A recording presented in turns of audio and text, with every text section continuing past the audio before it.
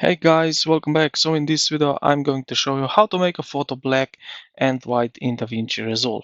So I will show you two methods. So let's start with the first one. This is the cleanest method because it uses DaVinci's built-in color science math to properly balance the light values of different colors.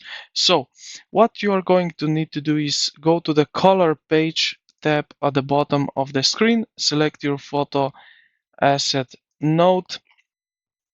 Look at the lower left hand section of your screen where your primary color wheel are located.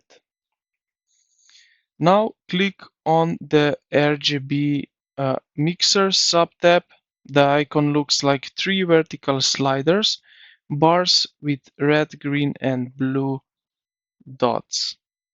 So this is this one right here, RGB mixer. So we have red output, green output and blue output. And what you need to do is at the bottom right here, check for monochrome right over here. And your photo will instantly turn black and white. You can now adjust the individual red, green, and blue, as you can see. So that we can go like that. It doesn't matter right now, but just that you see what is going on. And yeah, this is now basically black and white image. All right, back to photo tab.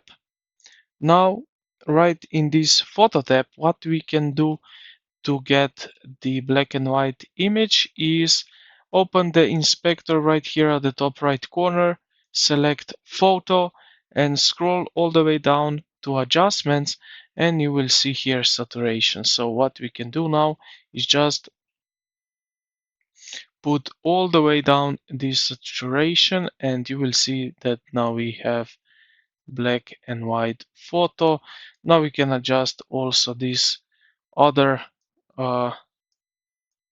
like contrast and so on to get what we wanted.